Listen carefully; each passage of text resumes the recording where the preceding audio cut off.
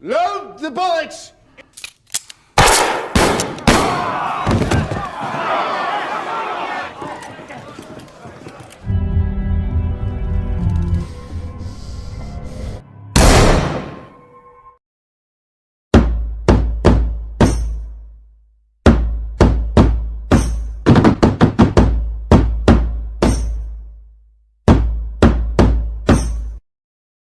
Film ini mengisahkan tentang pria bernama Vincent. Hidupnya jauh dari kata layak, uang tidak cukup, pekerjaan serabutan, dan keluarganya berada di ambang kehancuran. Ia bersama ibunya pergi untuk bekerja, namun di tempat yang berbeda. Adik Vincent yang bernama Clara memberikan dokumen yang lupa dibawa oleh ibunya. Yeah, we did. If I get off early, I'll come pick you up. Sebelum bekerja, Vincent menyempatkan waktu untuk menjenguk abangnya yang terbaring di rumah sakit. Abangnya mengeluhkan biaya yang akan mereka bayar untuk rumah sakit. Vincent pun menenangkannya karena ia di tahun depan akan menjadi petugas PLN berlisensi dan tidak lagi bekerja serabutan. Setelah itu, Vincent mulai bekerja di rumah seorang pria bernama Harrison. Sementara itu, Harrison terlihat mengambil sebuah surat dan tanpa ia sadari, seorang pria misterius mengambil foto dirinya. Lantas Harrison memperlihatkan amplop yang berisi surat itu kepada istrinya, namun ia tidak mau memberitahukan isi surat tersebut, dan menegaskan ia akan mendapatkan banyak uang jika ia berhasil kembali ke rumah.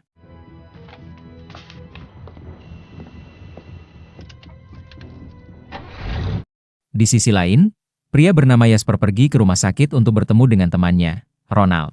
Ia bertemu dengan perawat di tempat itu, dan perawat memberitahukan keadaan Ronald yang mengalami sebuah penyakit yang membuatnya bergantung pada sebuah obat. Apabila telat 1 hari, itu bisa berakibat fatal. Perawat itu memberikan surat kebebasan dari Ronald untuk Jasper tanda tangani.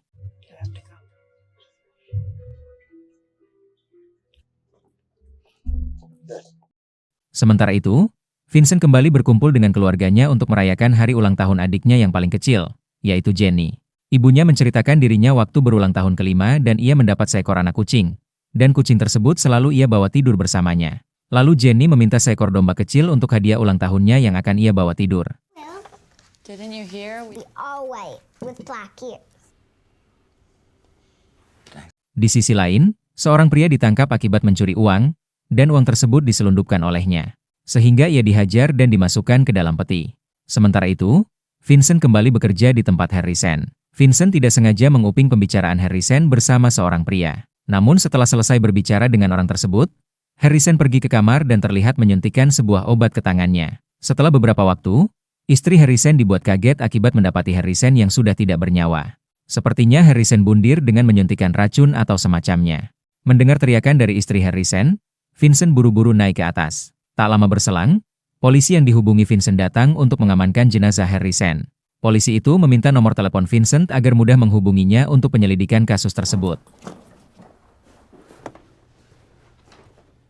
Sebelum Vincent kembali ke rumah, ia teringat dengan amplop surat yang dibawa Harrison sebelumnya. Lalu ia menyelinap masuk ke kamar Harrison untuk mencari amplop tersebut. Di sisi lain, Jasper menemui Ronald untuk bisnis yang mereka sepakati. Namun untuk kali ini, Ronald memiliki firasat yang buruk. Ia merasa mereka akan mengalami kegagalan. Namun Jasper menenangkannya agar ia tidak ragu dan bimbang. Sementara itu, Vincent sudah berpakaian rapi dan mengaku akan mendapatkan sebuah pekerjaan yang sangat bagus. Clara yang ada di situ memuji pakaian Vincent. Setelah itu, Vincent mulai berjalan untuk pergi menuju stasiun kereta. Malam harinya, kita diperlihatkan dengan pencuri uang yang di awal tadi. Kita panggil saja Joko. Kini ia dibawa ke sebuah tempat dan bertemu dengan seorang bos kaya. Kita panggil Doni.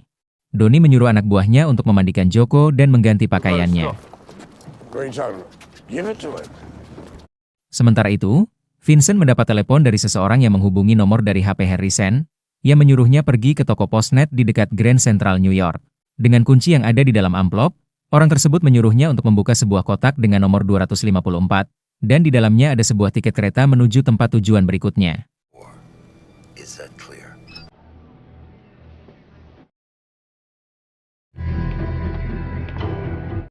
Keesokan harinya, Vincent berangkat dengan naik sebuah kereta. Namun setelah ia keluar, terlihat seorang pria yang melihatnya lalu mengejarnya dan membuntutinya dari belakang. Namun Vincent pergi meninggalkan tempat itu dengan naik taksi.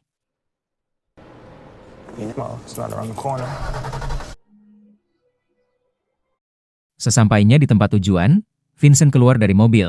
Dan tak lama kemudian seorang pria datang dengan mobil putih bernama Jack. Lalu mereka sama-sama menunjukkan angka 13 yang berada di tangan mereka. Get in the car. Sesampainya di sebuah rumah yang berada di tengah hutan, mereka bertemu dengan dua orang yang berada di tempat itu. Orang tersebut meminta Jack untuk menunjukkan nomor Vincent. Setelah itu, mereka menyuruh Vincent untuk berdiri di tengah karpet dan melepas pakaiannya. Mereka memeriksa semua pakaian Vincent, bahkan sepatunya saja dilepas. Di tempat lain, terlihat sopir taksi yang mengantar Vincent tadi diinterogasi oleh sekelompok pria yang menanyakan keberadaan Vincent. Namun orang tersebut mengaku hanya mengantarnya sampai di tempat itu saja. Kita kembali lagi kepada Vincent. Kini ia dibawa untuk bertemu dengan Mr. Goma. Namun terlihat Goma tidak mengenali Vincent.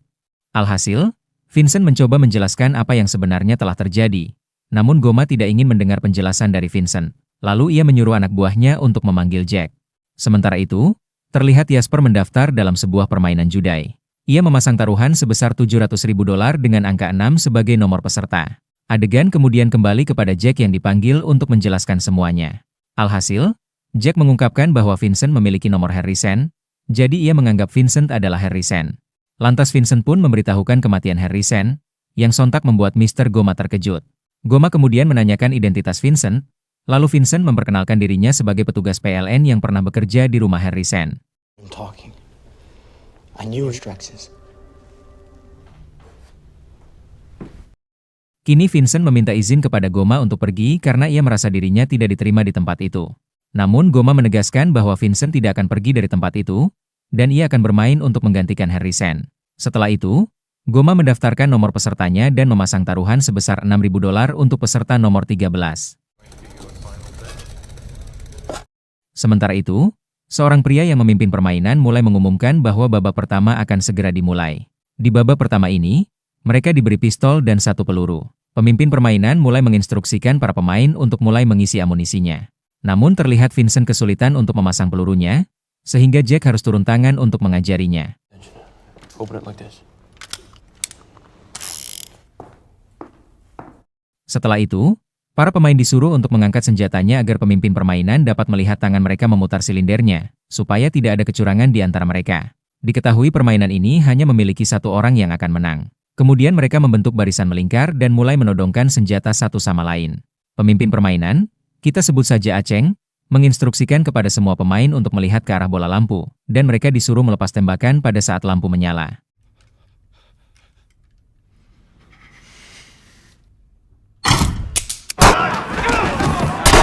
Dan terlihat, banyak dari mereka yang tumbang. Namun Aceng menyadari bahwa Vincent tidak melepaskan tembakan, dan mengancam akan menembaknya jika ia tidak mematuhi. Dengan terpaksa, Vincent melepaskan tembakan, dan ia bisa bernapas lega karena pistolnya tidak ada peluru.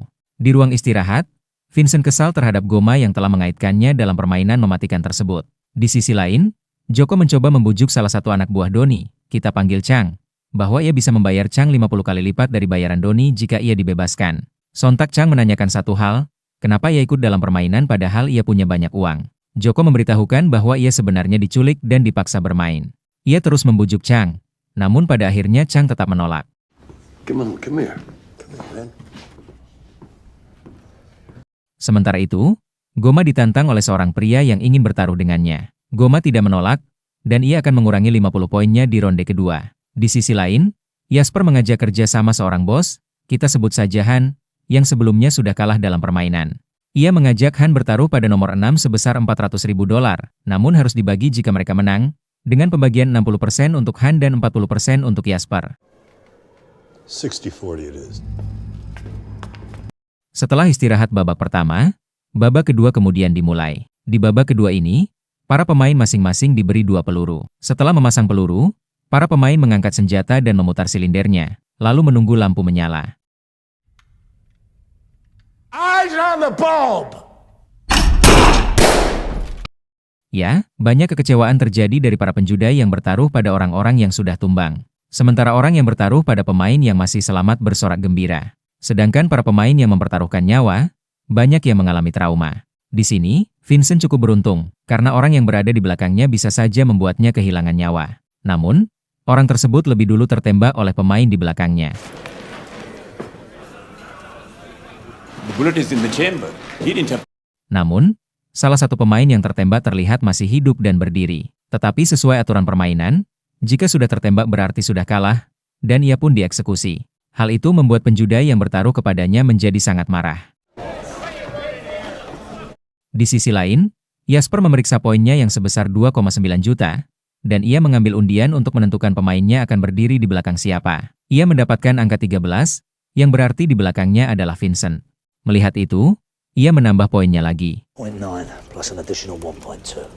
Sementara itu, Vincent ditenangkan oleh Jack. Ia menyebutkan bahwa jika Vincent bisa bertahan hidup sampai akhir, ia akan mendapatkan banyak uang.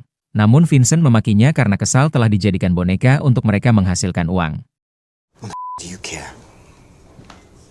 Di tempat lain, Joko kembali membujuk Chang agar ia dibebaskan. Ia bahkan terus menaikkan bayarannya. Joko kemudian menceritakan tentang dirinya bersama dua rekannya yang merampok sebuah truk berlapis baja yang berisi uang. Namun, dua temannya tewas dalam aksi tersebut, sementara ia berhasil kabur selama 1,5 hari. Dalam waktu itu, ia berhasil menyembunyikan mobil yang berisi uang. Saat tertangkap pun, ia tidak membocorkan tempat ia menyembunyikan uangnya, bahkan sampai disiksa. Karena jika ia membocorkannya, kemungkinan ia akan dihabisi dan uangnya akan diambil. Sementara itu, Ronald yang sudah diberitahu posisinya oleh Jasper bersikap aneh dengan mengarahkan tangannya ke arah Vincent, seolah-olah memegang pistol.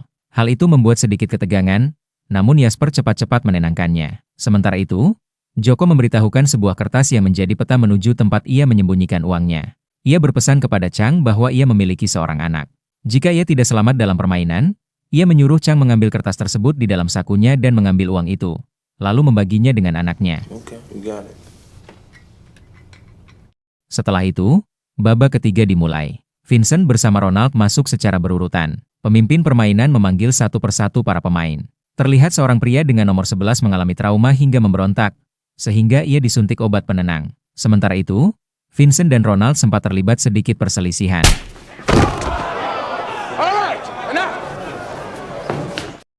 Di ronde ketiga ini, masing-masing pemain diberikan 3 peluru. Bisa dibilang, sebelum ada pemenang, ronde akan terus bertambah, begitu juga dengan jumlah peluru. Siapa yang bertahan hidup di akhir, dialah pemenangnya. Seorang bos yang bertaruh pada nomor 3 meminta agar pemain tersebut diberi kursi karena ia terlihat tidak sanggup berdiri. Permainan berlanjut seperti sebelumnya. Setelah mereka mengisi peluru, mereka mengangkat senjata dan memutar silindernya sekencang mungkin. Sambil menunggu lampu menyala, mereka saling mengarahkan senjata. Dan pada saat lampu menyala,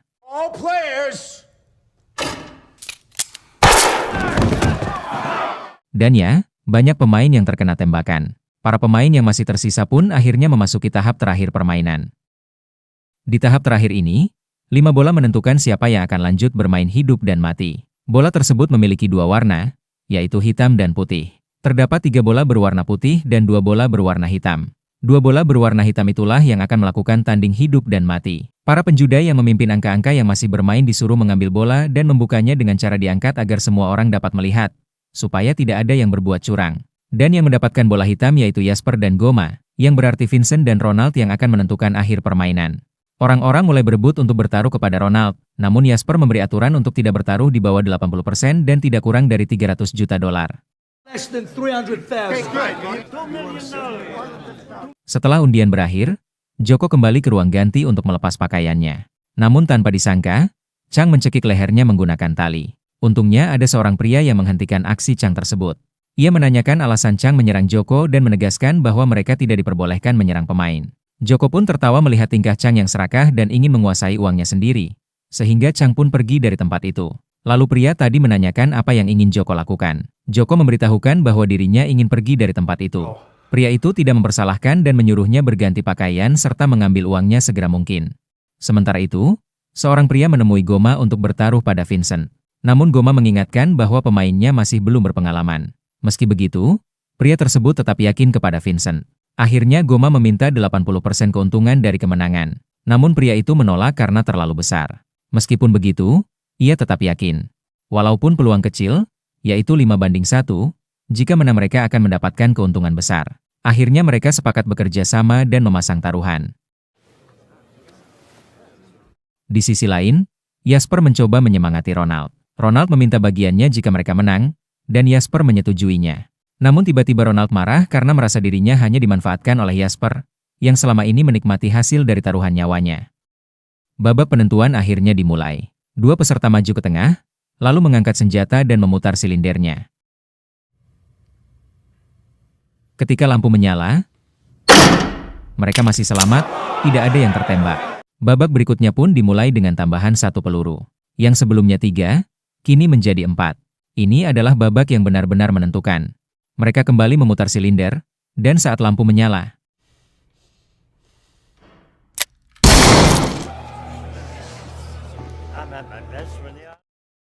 akhirnya Vincent memenangkan pertandingan tersebut dengan kematian Ronald. Goma pun merasa sangat senang atas kemenangan tersebut, sementara Jasper yang kalah langsung pergi dari tempat itu. Vincent kemudian mengambil bayarannya sebelum pergi. Ia mendapatkan 1,8 juta dolar atas kemenangannya. Orang yang memberikan uang tersebut bahkan memuji keberuntungan Vincent, karena orang yang ia kalahkan adalah pemain yang pernah menang berturut-turut.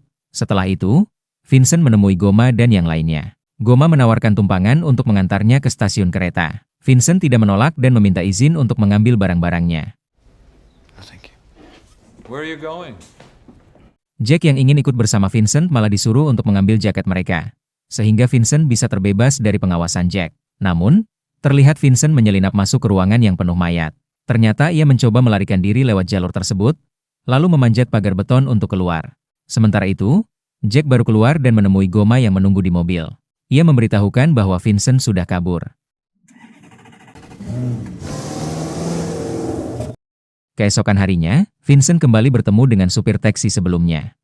Ia langsung pergi dari tempat itu, namun di dalam mobil ia melaporkan Vincent kepada polisi, yang ternyata memang sedang mencarinya. Tak lama kemudian, polisi pun tiba. Vincent menyadari ada yang janggal, lalu mencoba melarikan diri melalui pintu belakang.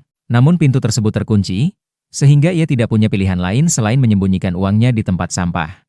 Ia kemudian duduk santai di sebuah kursi. Tak lama kemudian, para polisi menghampirinya. Vincent sudah mempersiapkan diri, sehingga ia bersikap sangat tenang saat ditangkap. Ia kemudian dibawa ke kantor polisi dan diantar ke ruang interogasi. Di ruang interogasi, Vincent bertemu dengan seorang komandan polisi yang menanyakan kemana uang tersebut disembunyikan. Namun Vincent berbohong dan berpura-pura tidak tahu. Ia terus ditekan dengan berbagai pertanyaan, namun Vincent tetap tenang dan tidak goyah. Ia menyusun cerita seolah-olah dirinya hanya korban, dijemput oleh orang yang salah, lalu kabur saat situasi menjadi berbahaya. Meski polisi mulai curiga dan meragukan ceritanya, Vincent tetap bertahan dan menutupi kebenaran. Ia bahkan memperlihatkan sepatunya yang rusak akibat dicongkel, dan membuat cerita bahwa sepatu itu rusak saat ia melarikan diri. Hal tersebut cukup membuat komandan polisi percaya, dan akhirnya Vincent diperbolehkan keluar.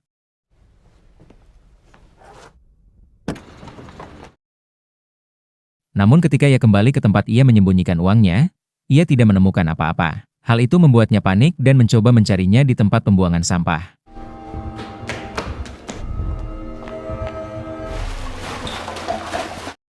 Untungnya, uang tersebut tidak benar-benar hilang, dan ia berhasil menemukannya kembali.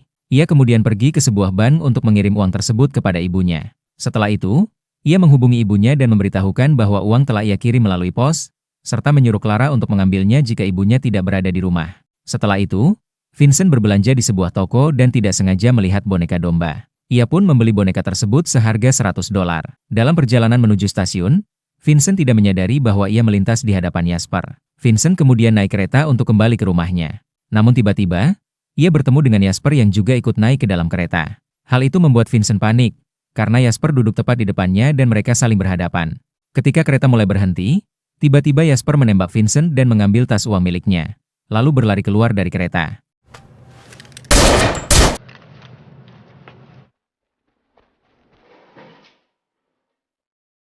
Dan film pun tamat.